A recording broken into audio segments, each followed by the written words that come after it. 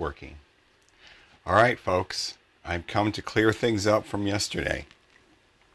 My name is AC, and this is DankRC, and this is RandomStream 37A, 37B, 46, 24, 72. First, I kind of skipped over this radio yesterday, and this was like in the first test stream that I did, test stream 6274, and well, those are my alarms. I've got an over temp alarm going off at work. It's actually maintaining. I've got a bunch of fans going, and it's maintaining between 24 and almost just under 25 degrees Celsius. So anyway, what was I going to say? Anywho, this radio, $22, Baofeng 5RM. I got it for airband, and it works. I just want to say it works. I set the two stations. You know, you can have an A and B, and you can switch between them. I'm not going to give a whole demo because there's hardly any traffic around here. I'm in the basement, and so it doesn't say anything very often. But the stations that I have it set to are the AM airband stations for my local airport, and also the the terminal area frequency, which I can't remember which terminal area, or I won't say, or I don't know, whatever it is. The main thing that the jets flying over talk to when they're not talking in the local tower. Why can't I think of that? I don't know. Matters not. Anyway, so radios are the theme, because yesterday during my live stream I first was freaking out because of my brand new TX15 radio that I bought, because I bought the LBT version, and Andy said it doesn't matter. He kept saying it doesn't matter. It doesn't matter. I loaded the firmware on there. I couldn't get it loaded on the stream, but after the stream I figured it out, and what I did was I needed a computer that had Wi-Fi, and it didn't have any. I have my work laptop upstairs, but I didn't have anything. Anyway, it's a long story. So I downloaded the firmware bin file to my phone, and then I put this thing into Wi-Fi mode, and then I used my phone to go to the web page of the Wi-Fi, and I did all the things to the radio module, the Express LRS firmware. So I loaded the latest 3.6.0, I believe it is, Express LRS firmware for this dual band module that's in here. So Andy was telling me all the right things, and thank you. So then the other problem that I had, so that's working. Everything's working. It's on FCC. It's all done. It's ready to go. This radio also came in handy. This beautiful radio. I have to hold it up awful high because of there's no view of my desk from here because we don't have cameras yet. So we're still working on things. I do have sound though, right? Yes. It's Kevin. Hi, Kevin. How's it going? I got it working. It's working. So it's working on FCC. I bought the LBT version, so by mistake. Basically, it has no difference because of just the firmware. So the European firmware is off. The correct Express LRS firmware for my FCC region, the core of the Imperial Core here, that's where I live. That's on this radio. It's beautiful. Now the next thing I'm going to do, I might as well go on a tangent. Turn it on. Volume's low. I put this carbon red that was part of the stock theme on there. Now I'm going to take that and learn how to customize and get rid of that airplane image and do some things with it. But yeah, I love this radio. I love it. I'm going to fix the lights around there. I don't like those colors. I hope I can change them. Anyway, so radio 100%, 100% functional. So the next story is, and this is going to be a short stream because I just wanted to correct the record from yesterday. Because again, I was panicking about this. Panicking because I spent, you know what's crazy? I'm going to go off on another tangent. I just saw a YouTube video of some guy on YouTube who was doing, some guy with like probably twice as many subscribers as I have. So very small amount, but way more than me. Had this radio, like it was a day old video. So I don't know when he actually recorded it, but he posted it like a day ago. Can't remember the channel, can't remember the person's name, can't remember anything. But he posted, he waited from July to get this. He ordered it from I don't know where in July. Well, I ordered this from AliExpress less than 2 weeks ago.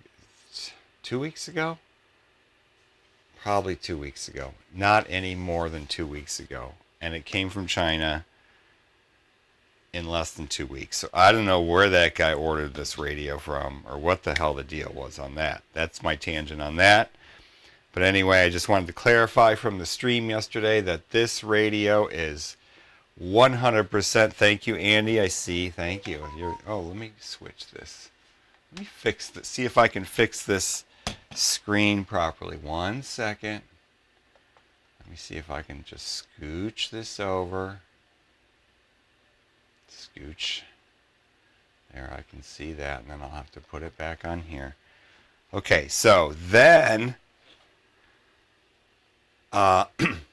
yes, crosswind Lua for the LEDs. Oh, so Andy, you have a Lua script for my LEDs? Or there's somebody else that has one? Okay. I'm sure you'll help me clarify that. Anyway, so the next story is this radio. Since I've got this one 100% set up, well, not 100% set up, ready to go to learn all the things I need to learn because we're on a new adventure. I also have this old new radio. Remember, this is a Taranis X9D Plus that has never been out, never been used. It's never been used. It's been in a box. I took it out of the box. The box is still back there. It's never been used. The screen is unblemished. So the thing was to put Edge TX on this, and then because I bought this Nomad module that I didn't really need now that I have this radio, but this has sliders, so this can be for the big planes. This can be for big planes. I've got with the gimbals and stuff because I got the sliders, right? And I can also convert my other stuff, some whatever. I can find uses for this. So then my problem was I got Edge TX on here. That was a trip too. That was a total like not fun. It wasn't easy. I can't remember the problems that I had, but I had problems. Actually, no. Well, I don't know. Yeah, I had a few issues. Anyway, got it. Edge TX on here. So then the problem became the Lua script for Express LRS. The Lua script does not run. The stock V3 Lua script that you just download right now, that you download from the configurator, does not run on this. It crashes, out of memory error. And so then I couldn't get this, I couldn't talk to the Nomad module. I'm like, WTF, I can't figure out what firmware it's on. I can't get it into Wi-Fi mode. I couldn't do anything with this freaking Nomad module. Couldn't do a damn thing with it. Couldn't get the Lua script to work. So then I went to, then I'm going to change to the, I got to do this. Where is it? Desktop left. So then I went to freaking Claude AI, right? Of course, because if my electricity bill is going to be $3,000 a month, I might as well use the AI. And so I basically, you can see here what my initial prompt was. I told it all the things, and the goddamn thing just went ahead and wrote a script. Wrote a goddamn script. I mean, not wrote a script. It took out all the garbage, all the crap that I don't need for a black and white radio, because the Edge TX or the Express LRS Lua script has a bunch of stuff, you know, that you don't need. So this guy, Claude, I tell Claude, and then Claude does all the stuff and like just does everything, tells you what it does, of course. And then I'm like, oh shit, it doesn't work. And so then it tells me to figure out what, it didn't work. It didn't work. It got stuck on loading and it wouldn't load. Well, it turns out, I better go back to, oh shit, I gotta go back to this window. God, I gotta fix this sometime. I gotta get another Stream Deck or do some key macros or do something. Okay, so it turns out that this module, it ends up, Claude says, well, you know what, the module probably hasn't been initialized or something, and whatever. I tried, you know, you set up a model. This has no models on it, or just the base standard model, because it was brand new, right? Firmware flashed on it. Model 01. So I set model 01 to use the external, set it to CRSF, did all the things you're supposed to do, right, to make it work with ELRS. Okay, so that didn't. It's still the Lua script wouldn't load on this radio, and it would. So then like I said, so Claude gives me the Lua script. It trims it down, gets rid of all the crap that I don't need. I put the Lua script on here, and instead of crashing, the Lua script said just got stuck on loading. And so then Claude says, well, go check the telemetry. No telemetry coming from the module, right? So then that means that it's not talking to the module. So the Lua script's not going to work, according to Claude. Thank you, Claude. I didn't have you to ask Andy. So,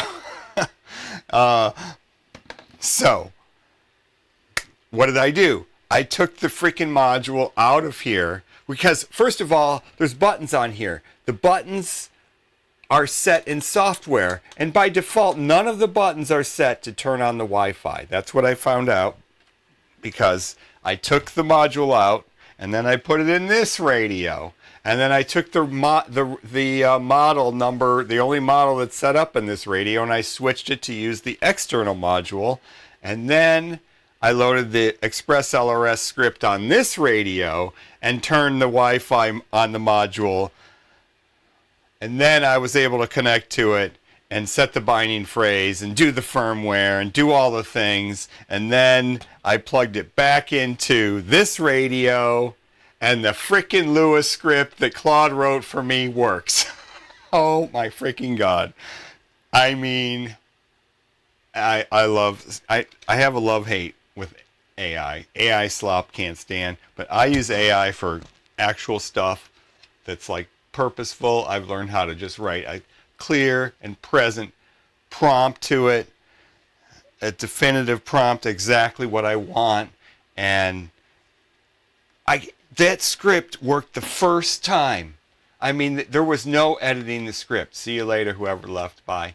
Sorry, I'm almost done here.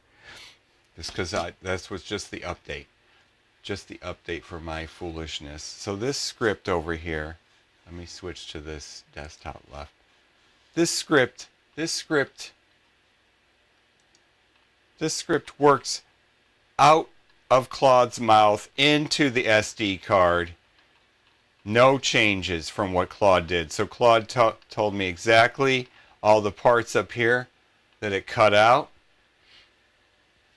You know, like the all the title color, LCD RGB functions, the text spacing and the bar height and all the stuff that it doesn't need. It took all that stuff out and it works. And I am impressed.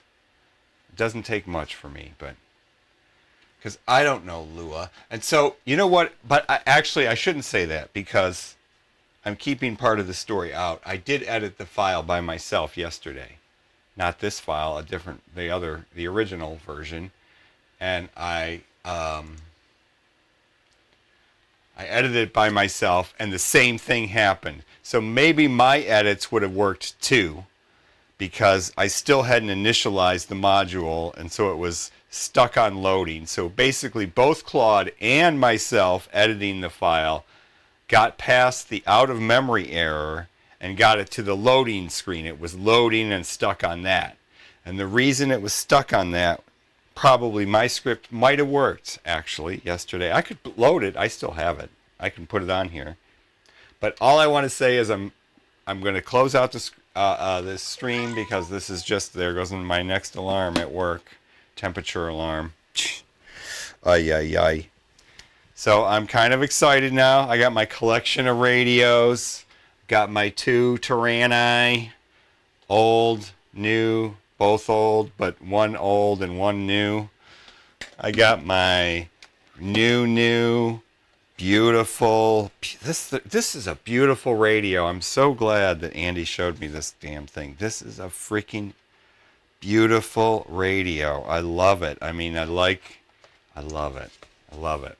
And now that I got the FCC, I'm so happy that I didn't waste $200 on an LBT, on a radio that was stuck in European mode, because they're very restrictive. I gotta say, the freedom radios are, we don't have much freedom here in the Imperial Core, but we got at least the power to break the law legal.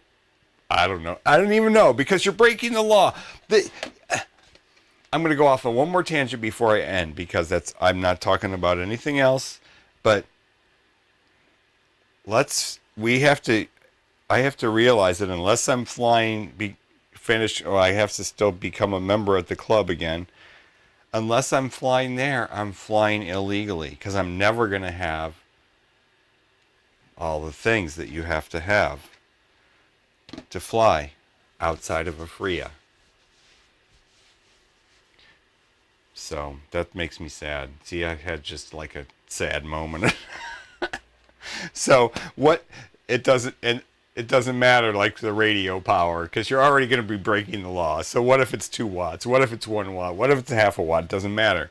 It doesn't matter anymore. It's all, what if you don't have a ham license? What if you do have a ham license? You're going to still, you have to have a ham license. You have to have an observer. You have to have a remote ID unit. You have to have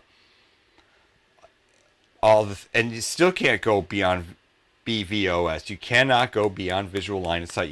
Somebody has to be able to put their eyes on the airplane. Has to be under 400 feet. Has to be all these things. So all the videos that I watch of all these people, they're in the United States anyway. Sorry about that mic thing. They're breaking the law. They're breaking the law. We're all breaking the law, unless, like Andy and Kevin fly at the club. They're flying at the club. They fly their pattern. They're doing their thing. They're not flying FPV. There's other people. They're not flying FPV, so it doesn't even matter if they're there by themselves. So that's on the up and up. I got to relearn how to fly line of sight. So that's a good project for this winter. But yeah, beyond that, all the FPV stuff is all illegal. That's just a bummer. And it's not going to change. The good news is the government here in the Imperial Core is completely dysfunctional. The government is completely dysfunctional. The FAA does not, they can't even man control towers. So what basically has to happen is not like they're going to show up where you're flying and say, let me see your credentials or whatever. What has to happen is you have to do stupid things. You have to do all the law breaking and then post videos about it on YouTube or something. I don't know how some of these people get by without it. Some of my favorite YouTubers are in the United States, and they publish their videos on YouTube, and I'm not going to name them. They have a zillion more subscribers than I do, so nobody's going to see this video before they see their video, so it doesn't matter what I say. But they fly out and way far away. Now, a lot of people outside the United States do that too, but I'm not talking about them. I'm talking about the people under the jurisdiction of the FAA. Nothing's happening to them. So, anyway, this hobby is basically either flying at a club or breaking the law. You know where I'm going to probably be going.